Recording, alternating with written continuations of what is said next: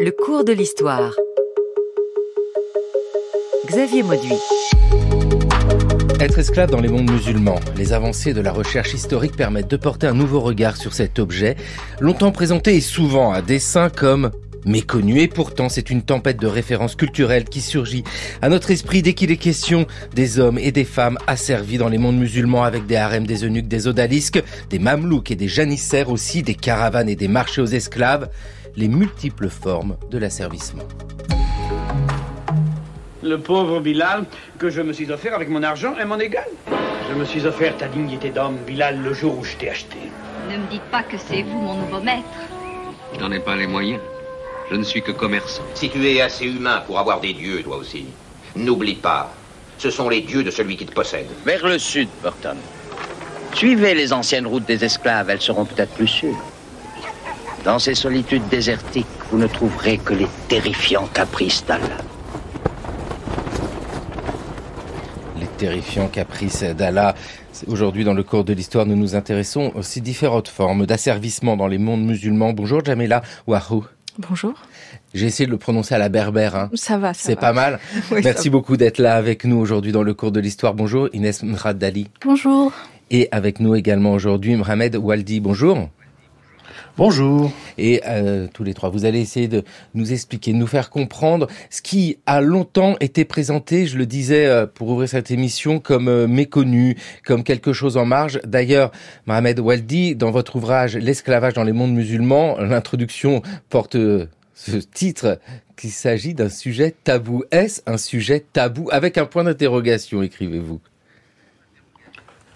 Oui, c'est le point d'interrogation qui compte en fait, parce que il est souvent dit que cette question suscite des tabous, des silences, et ça c'est pas faux. Il y a des actes de censure que j'évoque dans le livre, mais je montre aussi que c'est pas un silence complet. Au contraire, en fait, il y a beaucoup de romans en arabe, en turc, en persan, en langue occidentale évidemment, sur l'esclavage, et surtout des romans très récents depuis les années 2000 avec des héros et des héroïnes esclaves noirs. Donc, c'est pas un silence complet. Et ça, il faut bien le dire. Et puis, par ailleurs, il y a des travaux académiques dans les mondes musulmans sur l'esclavage.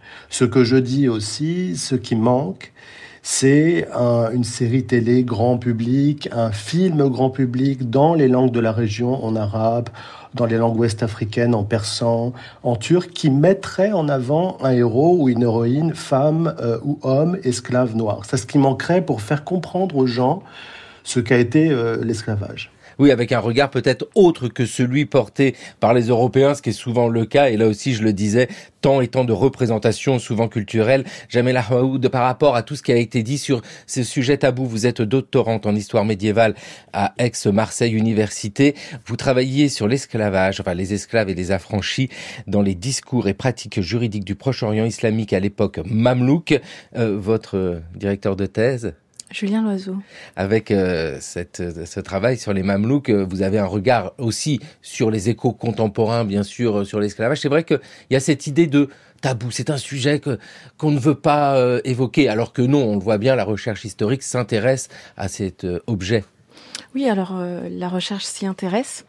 Mais en réalité, quand on commence à étudier les sources, on trouve des esclaves partout. Ils sont racontés partout, ils sont racontés dans les chroniques, ils sont racontés dans les actes notariés que je peux étudier, ils sont racontés dans les fameuses fatawas également, les actes de jurisconsulte, ils sont partout. Et peut-être que en comprenant un peu comment l'esclavage était distillé et à quel point il était présent dans ces sociétés, finalement tout ça fait sens aussi. Oui, c'est ça, hein, c'est vraiment juste de la compréhension sur une temporalité qui est importante. Hein. Quand on réfléchit à cette histoire-là, nous sommes sur une histoire quasi millénaire, en tout cas de plusieurs siècles, et ce moment de la fin aussi de l'esclavage. Inès Mraddali, vous travaillez, je prends le titre de votre thèse, Identité multiple et multitude d'histoires, les Noirs tunisiens de 1846 à aujourd'hui. Pourquoi 1846 ? 1846 correspond à la date, l'année de ce qu'on appelle le décret d'abolition d'esclavage des Noirs en Tunisie. Et on en reparlera, je pense. Ça renvoie à une période de l'histoire tunisienne qui révèle un véritable intérêt et une véritable sensibilité tout un mouvement abolitionniste donc du 19e siècle qui était extrêmement présent et fort, voilà, à l'échelle mondiale. Avec une thèse soutenue sous la direction de Madame Jocelyne Dakhlia, voilà. Avec cette réflexion qu'on pourrait avoir, Mohamed Waldi, par rapport au titre que nous avons donné à l'émission Le cours de l'histoire aujourd'hui, au titre de votre ouvrage « L'esclavage dans les mondes musulmans », c'est d'associer ce mot esclavage à musulman, c'est-à-dire à la religion. C'est vrai qu'on n'a pas l'idée, quand on parle de la traite transatlantique, de dire une traite protestante ou chrétienne ou catholique, peu importe. Quelle réflexion aujourd'hui dans le champ de l'histoire sur l'utilisation de ce monde musulman? Qu'est-ce que ça signifie? Et en fait, là, il y a deux choses. D'un côté, on comprend pourquoi on a utilisé la notion d'esclavage dans le monde musulman. Parce que les normes, et on va y revenir, c'est-à-dire le droit, toutes les normes qui concernent plusieurs aspects de la vie de ces sociétés, mais notamment l'esclavage, sont liées à une même matrice, à des mêmes textes, c'est-à-dire d'un côté le Coran, on y reviendra, et de l'autre côté les hadiths, les paroles et les faits, les gestes attribués au prophète Mohammed. Ça a du coup couvert toute une région très vaste. Donc les mêmes normes se sont appliquées du Maroc jusqu'au sous-continent indien. Le problème, c'est que même si ce sont les mêmes normes, évidemment, elles ne sont pas appliquées de la même manière partout, y compris sur la question de l'esclavage. Et puis il y a des coutumes locales qui s'appliquent aussi à l'esclavage, qui varient selon les régions. Donc la notion de monde musulman, elle est utile, mais elle ne peut pas aussi être la clé de compréhension de ce qui se passe partout dans ces régions, et surtout sur une période très longue, je veux dire de la révélation prophétique jusqu'au 19e et jusqu'au temps des abolitions, donc 19e, début 20e en fait. Donc il faut être très très prudent quand on dit ça. Et moi, je remets surtout en cause la notion, par exemple, de traite islamique. C'est-à-dire, ou de traite orientale, c'est-à-dire de mettre sous la même dénomination des traites qui étaient très très différentes dans les mondes musulmans. Je veux dire, il y avait la traite transsaharienne, à partir donc du Sahara vers le nord de l'Afrique, des traites en Méditerranée aussi, qui concernaient les Européens, et puis aussi les Maghrébins, des traites dans le Caucase, des traites dans l'Asie centrale. Donc il faut bien comprendre qu'en fait, c'est une région où il y a plusieurs formes d'esclavage, des esclavages d'origine très très différentes. Et là, je le dis pour aussi que les auditeurs qui n'ont pas des notions importantes sur ce type d'esclavage comprennent qu'en fait, c'est pas l'esclavage comme dans les Amériques, c'est pas des esclaves noirs versus des maîtres blancs. Il y a des esclaves noirs dans les mondes musulmans, c'est très important, mais il y a aussi des esclaves d'origine européenne, des esclaves d'origine caucasienne, des musulmans qui sont eux-mêmes asservis au sein des mondes musulmans. Donc c'est un monde très divers, presque cosmopolite, comme ça l'était dans la Méditerranée antique, et ça c'est le dernier point que je voudrais souligner. L'esclavage dans les mondes musulmans est l'héritier pratique dans les mondes antiques. On retrouve les mêmes formes que dans le monde romain ou que dans le monde grec jusqu'au 19e siècle.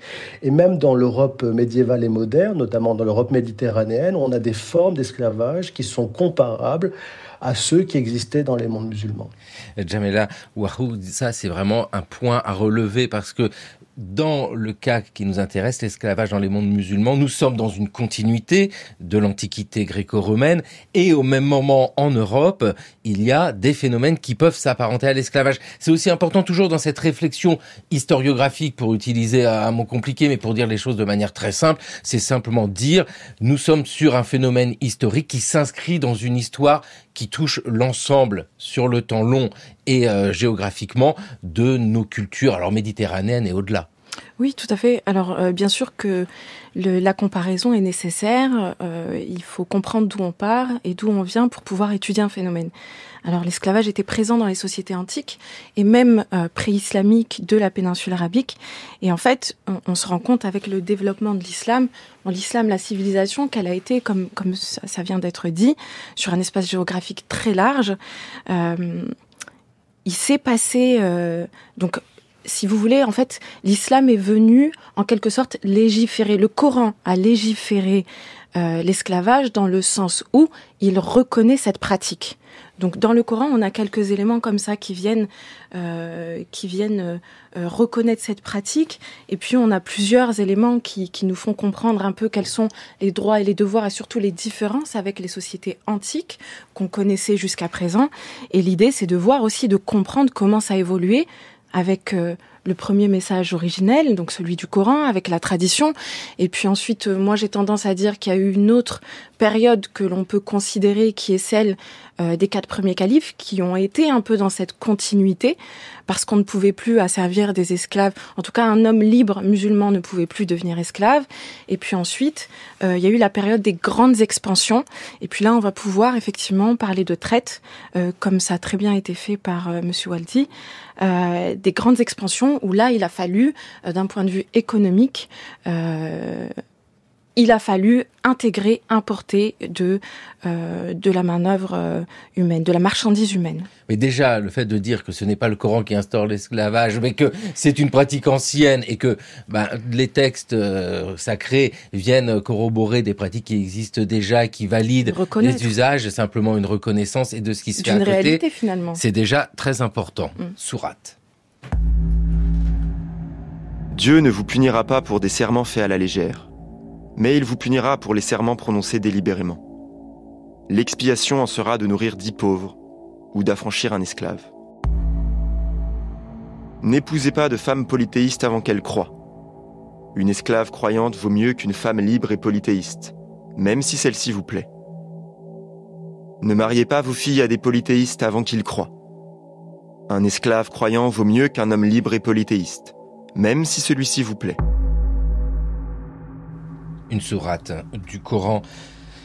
Mohamed Waldy, ici, bien sûr, toute la réflexion se pose sur le fait de légitimer des pratiques qui existaient déjà. Et surtout, et c'est vraiment ça qui est pertinent, c'est l'espace géographique que couvre le monde musulman qui fait qu'il y a une uniformisation. Alors, non pas des pratiques, bien sûr, et vous l'avez dit, beaucoup de diversité, mais en tout cas, peut-être des textes de référence sur lesquels tout le monde peut s'appuyer. Oui, je pense que en fait, dans cette question des normes qui a beaucoup intéressé les historiens, mais aussi les juristes, comme ma collègue le disait, le Coran, c'est fondamental. On y revient constamment, mais en même temps, le Coran ne dit pas tout. Donc, au Coran est ajouté pour tous les termes, y compris l'esclavage, donc des références ensuite à ce qu'a dit, à ce qu'a pu dire le prophète, à ce qu'il a pu faire de son vivant, selon ceux qui l'ont vu, selon ceux qui l'ont entouré. Mais il y a une troisième couche juridique qu'il ne faut jamais oublier pour, en plus du Coran et de ces traditions du prophète, il y a aussi les cas qui sont soumis aux juristes musulmans. Dans ce qu'on appelle la jurisprudence, c'est-à-dire des cas concrets qui posent des questions juridiques que le Coran ou les hadiths, la tradition du prophète, ne tranchent pas. Et donc cette jurisprudence aussi, il faut la voir sur plusieurs siècles. Et ça, c'est très très important parce que, par exemple, sur un cas très spécifique, que fait-on de la mère esclave d'un enfant libre ? Est-ce qu'elle doit rester esclave ? Quand est-ce qu'elle doit être affranchie ? Et là, il y a aussi des débats. Donc, il faut bien s'imaginer un monde qui discute constamment sur ces questions-là. Et en plus, ces questions juridiques, elles sont, il faut rajouter donc une quatrième couche donc au Coran, aux traditions du prophète, à la jurisprudence. Il faut bien savoir que dans certaines régions, il y a aussi des coutumes, des pratiques sociales spécifiques sur plusieurs questions, dont encore l'esclavage. Par exemple, moi je cite souvent ce cas, mais dans l'Empire ottoman et dans le centre de l'Empire ottoman, c'est-à-dire dans l'Anatolie, ce qui correspond aujourd'hui à la Turquie, la tradition qui s'est peu à peu imposée localement, c'est d'affranchir les esclaves au bout de 10-15 ans. Donc quand vous avez tout ça à l'esprit, vous voyez qu'en fait, le monde musulman, ou les mondes musulmans, comme je l'appelle dans le titre du livre, c'est aussi plusieurs pratiques de l'esclavage, mais qui reviennent, c'est vrai, toujours aux mêmes normes aussi. Et c'est peut-être aussi pour ça qu'on trouve des formes, des types d'esclavage qui sont communs à ces mondes-là. Inès Mraddali, vous avez travaillé, vous, spécifiquement sur la Tunisie et plutôt sur la période qui termine notre propos, celle des abolitions. Il y a une spécificité de l'esclavage en Tunisie. Est-ce que, quand on regarde cette longue histoire, c'est pas la même chose d'être esclave en Tunisie une partie de ces mondes musulmans qu'ailleurs, et c'est vaste, parce que vraiment on peut aller jusqu'en Arabie, descendre de plus en plus au sud en Afrique. Probablement qu'on peut dire que l'esclavage en Tunisie a principalement concerné ou a particulièrement été un esclavage domestique. C'est-à-dire, c'est pas dans les mines, c'est pas dans les champs au sens plantation, etc. Absolument. Donc c'est en général, cela renvoie à une fonction, c'est un esclavage assez polyvalent. Donc où l'on est censé servir une maisonnée et ses gens. Donc cela donne l'impression, l'idée qu'il s'agit d'un esclavage plus clément que celui qui pouvait être pratiqué dans les Amériques. Il y a évidemment, et je pense Mohamed en parlera mieux que moi, l'esclavage privilégié, ces esclaves de cour, donc qui avaient des spécificités comme le fait de pouvoir aspirer à la propriété, etc. Et il y avait aussi un esclavage administratif et militaire qui peut être rapproché de ces esclaves de cour, cet esclavage de cour et de privilégiés. Ouais, c'est vraiment cette diversité qui nous trouble à chaque fois au moment d'étudier. D'ailleurs, je dis cet objet historique, l'esclavage dans les mondes musulmans. Mohamed Oueldi, vous êtes professeur à Sciences Po Paris et dans cet ouvrage que vous publiez aux éditions Amsterdam, on le ressent. C'est incomparable entre ce qui vient d'être évoqué, c'est-à-dire l'esclavage domestique, qui correspond à un travail de boniche tel qu'on peut le voir en Europe, et puis l'esclave de la cour qui peut atteindre les plus hautes fonctions. C'est cette diversité aussi qu'il faut étudier. Oui, cette diversité, et en même temps, l'esclavage domestique et l'esclavage de gouvernement, ou l'esclavage militaire, ou l'esclavage privilégié, comme le disait Inès Maraddel, c'est très lié. En fait, il faut bien revenir à ce que c'est qu'une maison ou une maisonnée à l'époque dans les mondes musulmans, mais aussi dans les mondes antiques. C'est là qu'on produit des ressources. On produit des nouveaux êtres, c'est-à-dire des bébés. On produit aussi de l'économie, des grandes maisons tenues par des souverains, par des gouverneurs. Elles collectent l'impôt, elles s'enrichissent par l'impôt. Et pour enrichir une maison, il faut faire venir des esclaves. Donc là, je justifie pas l'esclavage, mais je montre pourquoi l'esclavage domestique était important. Parce que, en fait, un domestique, il sert évidemment aux tâches quotidiennes, comme vous l'avez dit, en tant que domestique lui-même, en tant que serviteur. Mais le domestique, c'est pas que ça, ou l'esclave, c'est pas que ça du tout. Dans une même maisonnée, dans une maisonnée très puissante, par exemple au XVIIIe, XIXe siècle, avec des gens qui sont acquis de très loin, y compris des eunuques qui coûtent très très cher, chacun a une fonction. Et les fonctions de ces esclaves, c'est de s'allier et de s'unir et d'avoir des enfants avec les gens libres de la maisonnée. Et il faut comprendre pourquoi ils ont fait ça. Ils ont fait ça parce que si vous mariez quelqu'un de libre dans la famille avec un esclave ou une esclave, vous n'avez pas besoin de vous allier avec d'autres maisons. Vous n'avez pas besoin d'avoir une belle famille, par exemple. Donc ça, c'est une structure très, très, très particulière. C'est-à-dire qu'en fait, cet esclavage domestique a nourri plusieurs formes d'esclavage. C'est-à-dire que l'esclave domestique, prenons un cas très, très concret pour que les gens comprennent, vous êtes gouverneur de la province ottomane de Tunis et vous avez besoin de nouveaux serviteurs. Vous faites acheter des jeunes garçons et des jeunes filles dans les marchés d'Istanbul et d'Izmir, au centre de l'Empire ottoman. Vous les faites venir dans l'enfance. Vous leur apprenez l'arabe, qui est la langue la plus pratiquée dans la province ottomane de Tunis. Vous les éduquez pour qu'ils deviennent des serviteurs, soit des concubines dans la maison, qui vont s'allier avec qui vont être forcés d'avoir des enfants avec des hommes libres, soit ce qu'on va appeler, on reviendra avec Jamila Wahou sur ce cas-là, vous allez former des mamelouks, c'est-à-dire des jeunes enfants qui vont ensuite devenir des esclaves avec des fonctions gouvernementales. Donc, vous voyez à quel point l'esclavage domestique peut être ensuite devenir un esclavage de gouvernement. Mais les mêmes esclaves, comme le disait très bien Inès Maraddel, ils ont des fonctions très différentes. Certains peuvent être envoyés au champ pour cultiver des terres proches des villes et proches des maisonnées auxquelles ces esclaves appartiennent. Donc, c'est ça qui est très, très important et c'est ça que les auditeurs doivent comprendre, en fait. eux, leur imaginaire très souvent est l'imaginaire de l'esclavage états-unien, parce que cet esclavage états-unien était montré dans les films, dans les séries. Mais l'esclavage méditerranéen et musulman, qu'on rencontre aussi en Italie, à Malte, en Espagne jusqu'au XVIIIe siècle, jusqu'à la fin du XVIIIe siècle, c'est un esclavage qui se fait à partir de la maison, mais qui peut avoir différentes formes et en fonction des charges et des tâches que l'on va donner aux esclaves. Inès Moradali, c'est vrai que quand on entend cette description de l'esclavage, alors en l'occurrence, en plus l'exemple était tunisien, c'est ce que vous étudiez particulièrement, on n'imagine pas en fait ici avec ces alliances possibles dans l'idée de ne pas avoir à s'allier une autre famille, comment c'est constitutif du fonctionnement d'une société. Absolument, c'est constitutif. Et puis, justement, je voulais revenir sur ce que j'avais dit sur l'aspect polyvalent de la fonction de l'esclave domestique. Et comme l'a dit justement, comme l'a précisé à la suite Mohamed, l'esclave domestique, surtout dans le monde rural, donc servait la maison du maître, mais en même temps, il travaillait dans les champs, dans les jardins du propriétaire. Et d'ailleurs, on en reparlera peut-être plus tard, ce qui fait la première décision abolitionniste en 1841 par Ahmed Bey va consister à interdire l'exportation des esclaves. Et très tôt, il a été question d'interdire totalement l'esclavage. Mais ce qui va faire qu'Ahmed Bey va retarder cette décision jusqu'en 1846, c'est que justement, il craignait le désaccord, la colère des propriétaires, des petits propriétaires terriens qui, visiblement, donc avait clairement recours donc à ces esclaves domestiques dans le travail des jardins et des champs. Et donc c'est ce qui montre qu'en fait que cet esclavage était assez fondamental dans la structure socio-économique de la société. Non pas peut-être pour l'économie de l'État, puisqu'il va très facilement ou assez rapidement en tout cas renoncer, à décider de la fermeture des marchés d'esclaves et donc renoncer aux taxes que pouvait percevoir l'État de ces ventes d'esclaves. Avec, c'est vrai, une question liée au pouvoir, hein. C'est évident ici sur le lien qu'il peut y avoir entre l'économie et l'esclavage. Et dans ce lien-là, il y a la question particulière des mamelouks.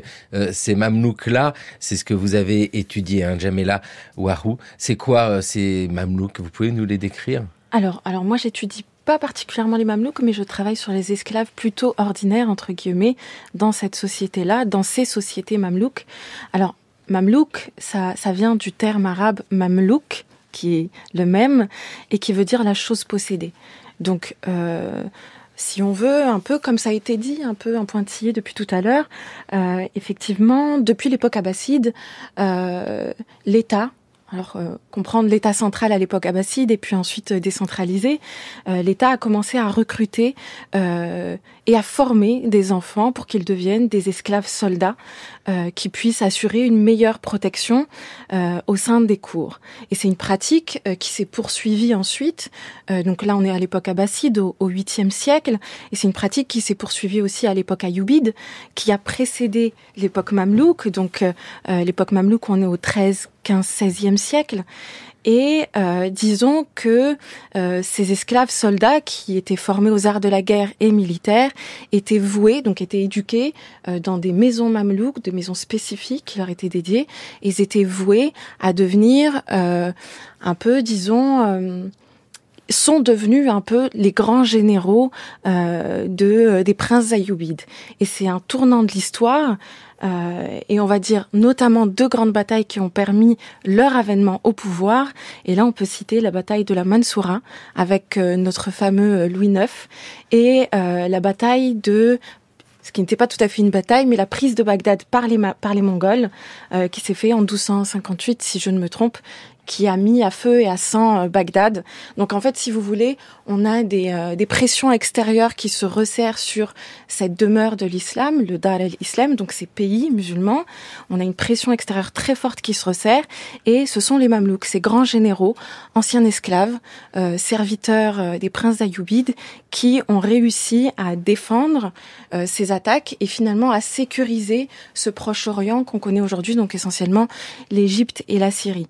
Et donc ils sont devenus sultans, ils sont devenus eux-mêmes princes de ses propres espaces, et c'est pour ça aussi que ça rend l'étude de ce pouvoir fascinant, parce que c'était des enfants qui ont été importés, des enfants étrangers qui ont été importés volontairement en Égypte et en Syrie, et finalement dont le sort s'est complètement inversé. Avec, et vous avez raison de le souligner, ces échos qu'il y a dans une histoire beaucoup plus large, avec la bataille de Mansoura 1250, Saint-Louis, Louis IX, et puis des échos aussi beaucoup plus tardifs, avec ces Mamelouks que croise Napoléon Bonaparte à la fin du XVIIIe siècle, quand il se rend en Égypte. C'est vraiment pour dire combien ces Mamelouks font partie de notre imaginaire.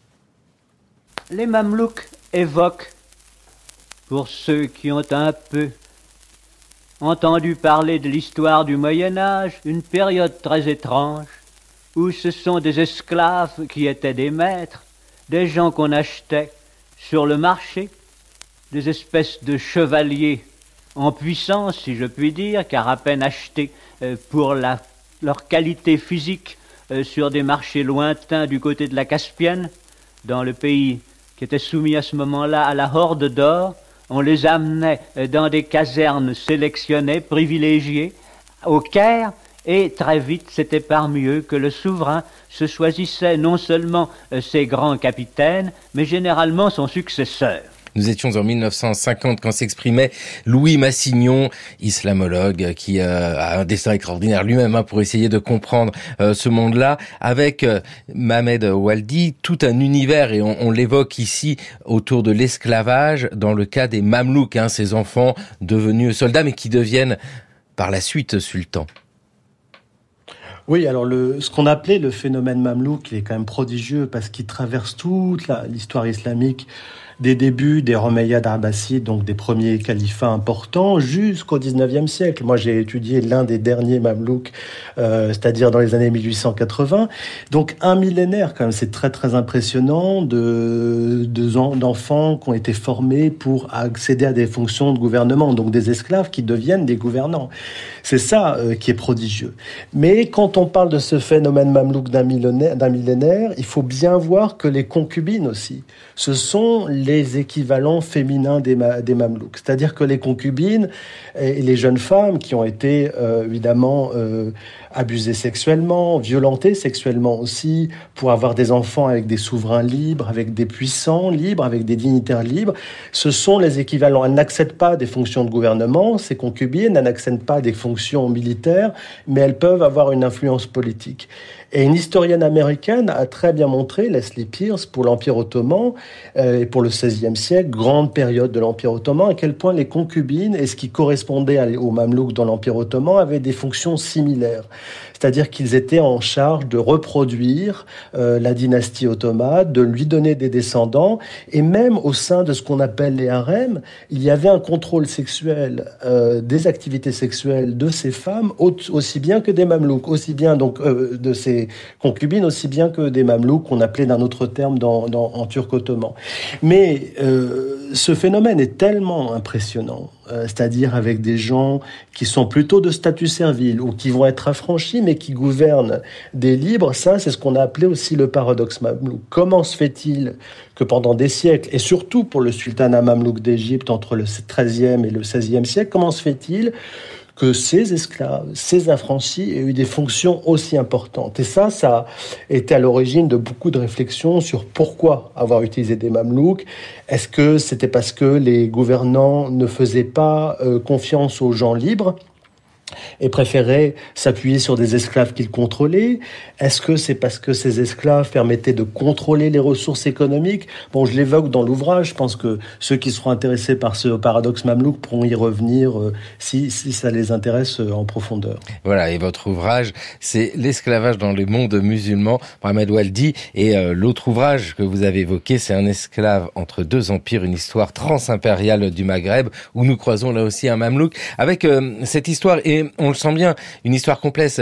Jamila Ouarou, il y a quelque chose ici qui, bien sûr, je le dis de manière très simple, peut interpeller ces esclaves devenus sultans au pouvoir, continue et bien au contraire, même accentue le fait qu'il y ait des esclaves partout, avec toute cette réflexion sur cette société où, du sommet du pouvoir jusqu'au plus bas, il y a des esclaves. Oui, c'est une pratique qui continue qui est bien ancré dans ces sociétés, qui a une place à part entière.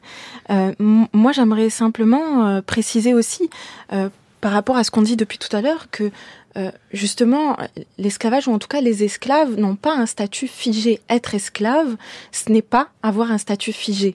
Parce que parfois, quand on se rend compte de l'ampleur de l'esclavage, de cette pratique, dans ces sociétés, on peut être assez effrayé.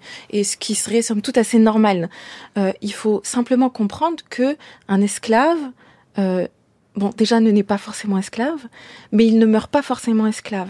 Bien sûr qu'il y a des systèmes ensuite, après l'affranchissement, de redevance, entre guillemets, à l'égard de l'ancien maître qui existent, mais je pensais aux pratiques de cour qui sont aussi dans des choses banales, que l'on retrouve aussi dans des formes banales, c'est-à-dire que la femme esclave, la concubine par exemple, qui intègre un foyer et qui obtient un enfant avec un maître libre, avec un homme libre, son enfant sera libre et elle obtient de facto un statut de Walad, donc de femme esclave, mais de mère esclave, mais qui deviendra libre, ou qui est plus ou moins libre, mais qui obtient ce statut de Walad qui lui accorde une liberté à la mort du maître. Donc, on a cet exemple dans les pratiques de cour, on a des grands califes qui sont eux-mêmes enfants de femmes esclaves, de jawari, mais on retrouve ça en fait dans la société de tous les jours,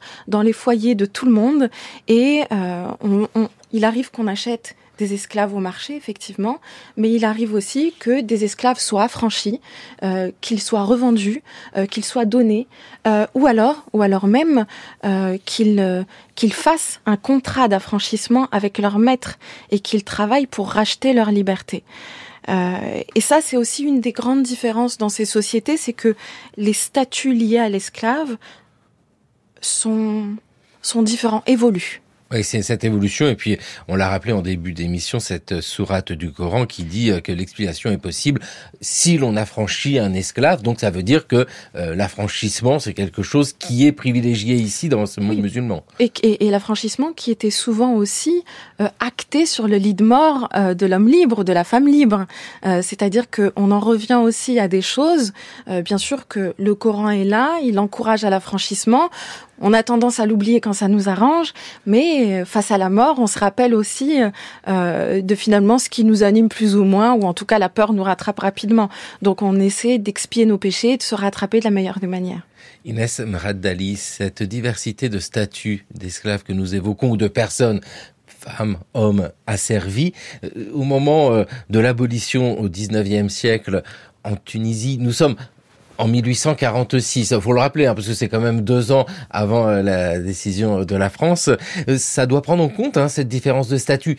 Je vous le dis autrement, c'est pas comme l'abolition de l'esclavage, là où il y a des plantations, où d'un seul coup ce sont des groupes de personnes entiers. Là, c'est une histoire aussi au cas par cas, on le sent bien. Il y a tant de statuts divers selon ceux qui vont travailler dans les champs, ceux qui sont domestiques dans une maison. C'est pris en compte, ça ?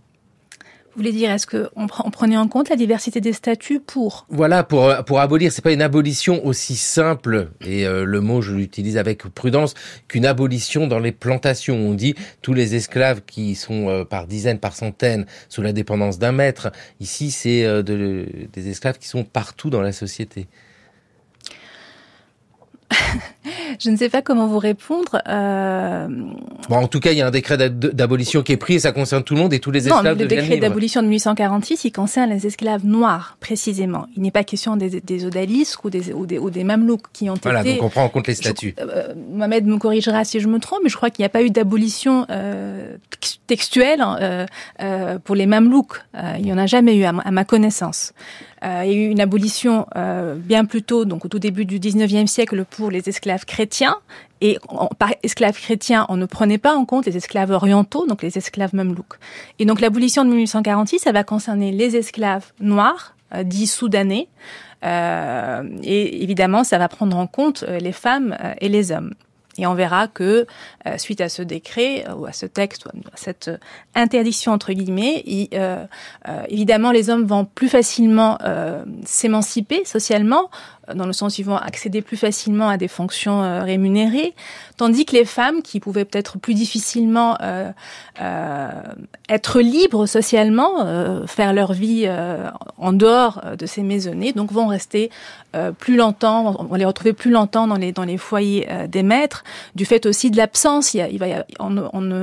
Rien ne sera fait pour, il n'y aura pas d'institution mise en place. Contrairement à ce qui se passera dans d'autres pays comme l'Égypte par exemple, il n'y aura pas d'institution proprement dite faite pour accueillir et recueillir ces femmes qui finalement n'ont ni famille, ni foyer, qui sont étrangères et qui sont aussi, pour beaucoup d'entre elles, arrivées très jeunes dans ce pays. Mohamed Waldi, et c'est vrai que je reviens sur cette idée-là, on n'est pas esclave toute sa vie dans un monde musulman où on peut l'être, enfin, tout est possible et on le voit bien à ce moment de l'abolition et c'est par plusieurs moments en réalité, c'est pas quelque chose d'évident d'un seul coup pour tous les esclaves qui deviendraient libres. Oui, tout à fait. Alors ça, c'est très très important. Et je vais peut-être revenir, avant de répondre à votre question, sur une phrase que vous avez dite qui est intéressante. Les esclaves sont partout. Alors les esclaves ont des fonctions différentes, mais votre question, elle est importante parce qu'il faut dire aussi aux auditeurs que les sociétés musulmanes sont surtout des sociétés rurales, des sociétés où on vit à la campagne, on vit des ressources de la campagne. Et la majorité des gens qui travaillent dans ces sociétés agricoles sont plutôt des gens libres. Donc c'est des sociétés, si vous voulez, à esclaves. C'est pas des sociétés où l'esclavage produit la majorité des ressources. Ça, c'est très important. Et du coup, pour le 19e, on a des chiffres un peu plus précis. On peut dire que les esclaves représentent peut-être 3 à 5% de la population. Et qu'ils sont surtout concentrés dans les villes, dans les zones domestiques, mais ils peuvent être aussi présents dans les zones d'oasis où la culture des palmiers dattiers est très très difficile. Et ça sera le cas encore jusqu'au 19e et dans l'entre-deux-guerres. Donc, bien garder à l'esprit, c'est que c'est une minorité d'un point de vue numérique et que la majorité des gens sont surtout des paysans libres. Ça, c'est très très important. Alors, pour revenir maintenant à votre question, et c'est très juste comme la manière dont on l'avait posée, c'est-à-dire qu'en fait, en fonction du statut, mais surtout en fonction des origines, l'abolition s'appliquera différemment au cours des siècles dans les mondes musulmans. Les premiers à connaître une abolition et une libération collective, comme l'a très bien dit Inès Mraddeli, ce sont les chrétiens, c'est-à-dire ces chrétiens qu'on enlevait en Méditerranée sur des embarcations européennes, qu'on enlevait sur les côtes italiennes ou sur les côtes quand on dit on, c'est-à-dire quand les corsaires maghrébins enlevaient sur les côtes européennes, qu'ils raptaient aussi sur les navires, ces gens-là cessent d'être esclaves à partir de 1816, après le congrès de Vienne et une intervention militaire britannique. Donc ça, c'est un point très important. Ensuite, les gens du Caucase, eux aussi, vont voir leur esclavage petit à petit réduit, après les interventions britanniques surtout, et puis les interventions russes. C'est-à-dire qu'on ne pourra plus asservir des gens qui viennent de la Géorgie, et puis aussi du Caucase de manière générale. Et les derniers, finalement, à avoir bénéficié, mais même de manière limitée, d'interdiction de marché aux esclaves dans l'Empire ottoman, d'affranchissement collectif, ce seront les esclaves noirs. Et ça dit bien, finalement, le statut subalterne des esclaves noirs parmi tous les autres esclaves. Ce sont ceux qui connaissent une abolition tardive, ce sont ceux qui ont des fonctions les plus subalternes parmi tous les esclaves d'origine différente. Ah oui, parce que c'est important, cette réflexion que nous avons, même pour comprendre notre monde aujourd'hui, ces regards portés avec, et vous l'avez évoqué, Mohamed Waldi, l'idée que certains chrétiens pouvaient être capturés, c'est tout l'imaginaire des barbaresques qui nous conduit jusqu'à Cervantes. Quand j'ai su qu'un esclave avait été battu durant 4 mois plutôt que d'écrire une lettre, j'ai tout de suite compris que c'était Don Miguel de Cervantes. Mais comment se fait-il que vous... Je suis le bey d'Alger. Le sultan m'a confié le gouvernement de cette province. Vous êtes donc mon maître. Le tien. Et celui de tout ce que tu vois ici. Pourquoi m'avez-vous délivré? Par amitié? En partie, oui. Mais tu représentes aussi un placement. Je viens de te racheter au Dalimani pour 300 ducats dans l'espoir que le roi d'Espagne paiera 500 ducats pour ta rançon. Vous avez fait un mauvais placement. Ma famille est pauvre et Philippe ne connaît même pas mon existence. Mais tu as été un héros à l'épante. Et à ce que je vois, tu as fait un sacrifice. Est-ce ainsi que le courage est récompensé dans votre monde chrétien ?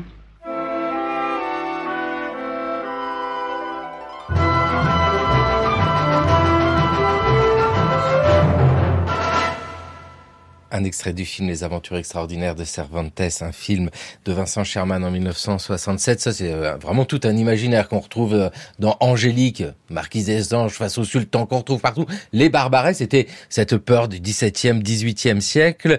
Dites-nous, Djamila Ouahrou, c'est quoi cet imaginaire? Alors, on parle des barbaresques, on pourrait dire aussi avec les Mamelouks, cette peur des Mamelouks, qui avait énormément de fantasmes sur des sociétés esclavagistes, extrêmement dures. C'est quelque chose aussi qui est encore prégnant dans les esprits et qu'il est nécessaire de déconstruire. Et là aussi, déconstruire, on peut simplement réfléchir autour du mot, ce serait faire l'histoire, écrire l'histoire de ces phénomènes-là et se départir de tout cet imaginaire. Alors, je saurais... Parce que quand on dit Mamelouk, on a quand même tout de suite l'image de société. J'ai déjà eu des conversations avec des personnes qui ne font pas du tout de l'histoire et qui me disent oui, les Mamelouks, ces grands gaillards noirs. Non, alors les Mamelouks n'étaient pas noirs puisqu'on parle de la question de la couleur.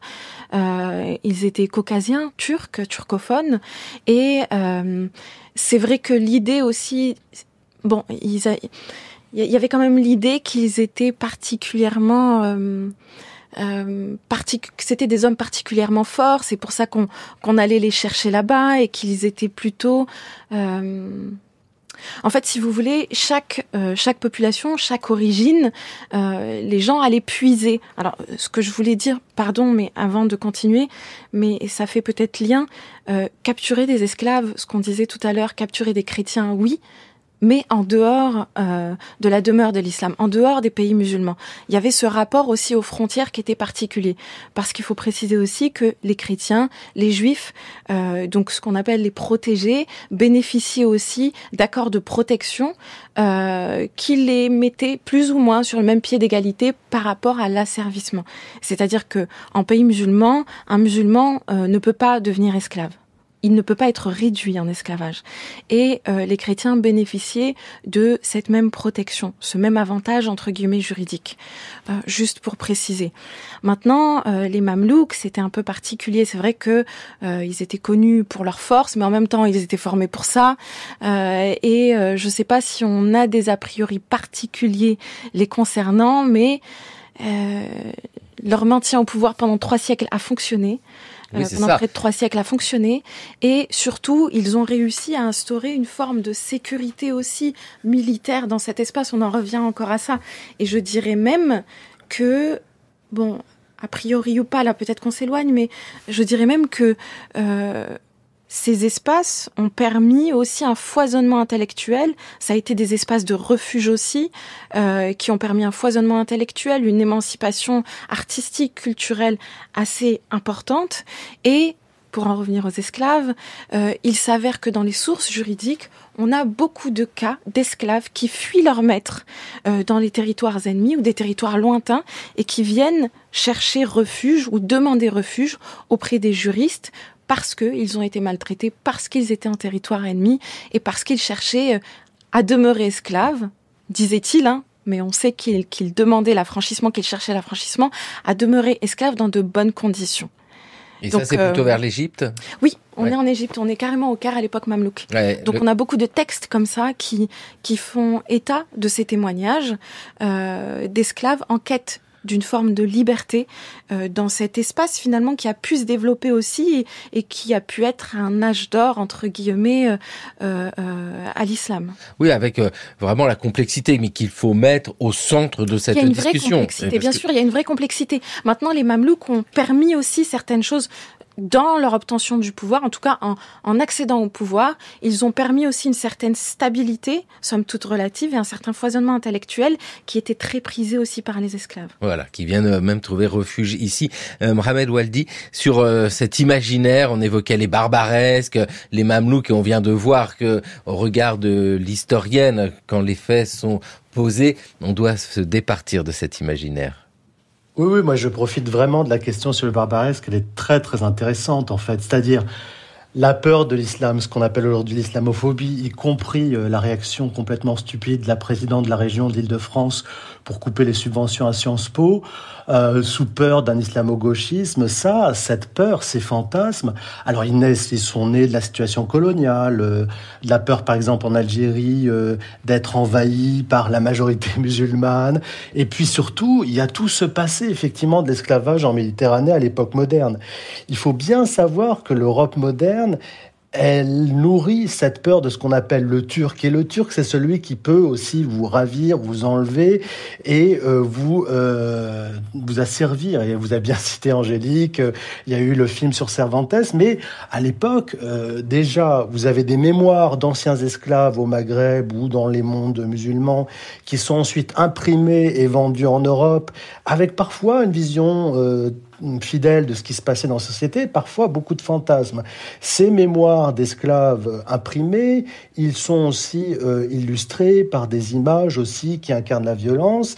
Vous avez aussi des récits oraux d'anciens captifs rachetés du Maghreb et revenant en Europe et qui racontent ça à leur famille, au village. Donc l'Europe a vécu dans ces moments-là d'esclavage et a nourri une peur aussi de ce monde musulman, y compris par des processions. Par exemple, quand les esclaves chrétiens revenaient des zones musulmanes et quand ils avaient été libérés, ils devaient marcher dans des processions et cela montrait aussi à la fois la capacité à libérer ces esclaves et de l'autre, la peur d'une possibilité d'être à nouveau soi-même asservi quand on circulait en Méditerranée. Mais je tiens à dire quand même que c'est un phénomène de réciprocité. C'est vrai que les esclaves chrétiens ont été asservis dans les mondes musulmans par la Méditerranée, mais il faut bien voir que les musulmans, qu'ils soient africains du Nord, africains de l'Ouest, proches orientaux, étaient eux aussi asservis en Europe jusqu'aux années 1820. Donc c'est un phénomène qu'il faut voir des deux côtés. Et je dis simplement un exemple, un tout petit exemple, un des châteaux les plus importants, des palais les plus importants du sud de l'Italie, construit à l'époque des Bourbons d'Italie dans la seconde moitié du XVIIIe siècle, eh bien, le château de Caserte près de Naples, il a été construit notamment par des esclaves maghrébins, 300 esclaves maghrébins dans la seconde moitié du XVIIIe siècle. Ça, c'est très très important aussi. Donc, une peur des musulmans qui naît de cette longue histoire de l'esclavage, mais il ne faut pas oublier que le phénomène était des deux côtés, qu'il était réciproque et que les historiens étudient aussi la présence des esclaves musulmans en Europe. Et voilà, et dans le cours de l'histoire, sur France Culture, nous allons consacrer une émission à cet esclavage dans l'Europe médiévale, au sens où nous parlerons du servage, mais le servage, ce n'est pas l'esclavage, et c'est important de le rappeler. Mohamed Waldi, avec aussi dans ses fantasmes les barbaresques, vous l'avez clairement expliqué. On pourrait rajouter ce fantasme d'un esclavage particulier, celui du harem. Alors là, un regard porté par l'Occident est globalement à la fois fascinant et malsain, et une réalité de ce qui se passe avec cet esclavage d'un type particulier. Mohamed Waldi. Oui, je pensais que vous alliez passer un extrait sur les harems. Alors non, oui, alors l'image du harem, c'est la sexualité débridée, c'est les tableaux de Delacroix, évidemment. Alors en fait, les historiens ont montré que c'était pas aussi drôle que ça, bien au contraire, en fait. Donc j'y reviens, l'un des ouvrages qui mériterait d'être traduit en français, c'était l'ouvrage de Leslie Pierce sur le harem des Ottomans à l'époque de l'âge d'or de l'Empire ottoman au XVIe, XVIIe siècle. Elle montre qu'il n'y a pas du tout ce type de jouissance, décor. Au contraire, en fait, le but dans les harems, c'est de contrôler la sexualité, en fait. De contrôler la sexualité, c'est-à-dire les plus âgés, les mères des sultans, les eunuques notamment aussi, étaient chargés de contrôler la sexualité des jeunes femmes pour assurer la reproduction des lignages, c'est-à-dire de la succession des sultans ottomans. De la même manière, les jeunes hommes, leur sexualité était contrôlée. Donc il y a aussi des normes islamiques qui s'appliquaient au harem. Je suis désolé de décevoir ceux qui avaient des fantasmes sur les harems. Ils peuvent toujours les avoir dans leur nuit chaude. Mais en fait, non. non, l'enjeu était un enjeu politique, c'était pas un enjeu de plaisir. Et puis, c'était des souverains musulmans qui pouvaient s'adonner à certains excès, notamment l'alcool, mais qui par ailleurs avaient tout intérêt à montrer qu'ils se comportaient comme des bons musulmans. Un monde de contrôle, et c'est ça qui explique l'esclavage dans ces mondes musulmans, le contrôle jusqu'à la volonté de contrôler l'abolition. Cesser l'esclavage des Noirs, mais avec des arguments liés à la religion. Et c'est passionnant d'avoir cette réflexion, de dire que l'esclavage peut s'appuyer sur des textes religieux pour le justifier, mais de voir aussi que ces mêmes textes religieux peuvent être utilisés pour abolir l'esclavage. Absolument. Pour le cas tunisien, il faut savoir que dès très tôt, en fait, on va relever que les esclaves qui arrivent dès le XVIIe siècle, je pense notamment à ce qu'a écrit Ahmed Baba de Tombouctou, grand érudit musulman, il a déjà souligné dès cette époque-là que il y avait une contrevenance aux règles de l'islam par les traitants et par les possesseurs d'esclaves, puisque beaucoup des esclaves arrivaient de contrées islamisées. Les esclaves qui arrivaient en Tunisie donc provenaient principalement des régions du Bornou, du Kano, du Castina et du Sanghaï, qui étaient donc déjà des régions islamisées. Et c'est ce qui explique, entre autres, que dans ce texte que vous venez de passer, donc il est fait référence à cette contrevenance aux règles de l'islam. Ça, c'est un point important qui est évoqué dans ce texte pour justifier cette interdiction. Un autre point très important, qui est central, à mon sens, dans ce texte, c'est l'évocation de la maltraitance comme étant justement une autre contrevenance à la religion musulmane et qui devient inacceptable de tolérer à ce stade. Alors, ce texte donc qui a été écrit et déclaré en 1846, le 23 janvier 1846, et comme je l'ai dit tout à l'heure, cette interdiction a mis du temps à se faire, à se déclarer ouvertement, même si le bey était notamment considéré par les autorités européennes dès 1841 comme ayant aboli l'esclavage, puisqu'il a interdit l'exportation des esclaves et il a fermé les marchés de la régence de Tunis. Et justement, cette question de la maltraitance, elle est en quelque sorte liée à cet événement, à cette fermeture des marchés des esclaves, parce que cette fermeture des marchés des esclaves va paradoxalement provoquer une situation moins confortable d'une certaine façon pour les esclaves qui ne vont plus pouvoir se remettre en vente pour échapper à d'éventuelles maltraitances de leurs maîtres. Et donc il va y avoir visiblement une sorte d'augmentation des cas de maltraitance. Et c'est ce qui va faire que ce texte de 1846 donc va paraître enfin, malgré les réticences du préalable du bey, et qu'il va souligner donc ce qui devenait encore une fois intolérable et qui va faire aussi que les juristes et les autorités judiciaires et religieuses locales vont accepter ce texte. Avec en écho à ce que vous venez de dire, pour terminer et très rapidement, Djamila Ouahou, il y a malgré tout cette idée sur le temps long que si l'esclavage a été aboli, les maltraitances, tout ce qu'on évoque, tout ça a été toujours condamné en soi, ne serait-ce que d'un point de vue religieux. Alors, techniquement, d'un point de vue juridique, la maltraitance est une cause d'affranchissement. C'est une des raisons pour lesquelles, donc on dit que les esclaves ont obtenu des droits avec l'avènement de l'islam, c'est une des raisons pour lesquelles les esclaves allaient voir des jurisconsultes, des penseurs musulmans, leur disant « j'ai été maltraité, que faire ?» Et c'est là qu'ils attendaient justement l'annonce de leur affranchissement. Et ce n'était qu'une étape avant d'arriver chez le notaire, car effectivement, tout prenait forme chez le notaire.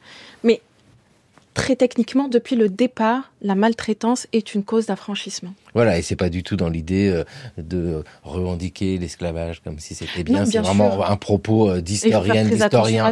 Voilà, sur ce monde-là. Merci vivement à toutes les deux d'avoir été avec nous. Djamila Ouahou, Inès Mraddali d'avoir été en plateau, et merci depuis Tunis à Mohamed Waldi. Et je rappelle le titre de votre ouvrage, L'esclavage dans les mondes musulmans, des premières traites au traumatisme. C'est passionnant. Merci vivement à tous les trois. Il est temps pour nous de retrouver Gérard Noiriel. C'est le pourquoi du comment. Merci.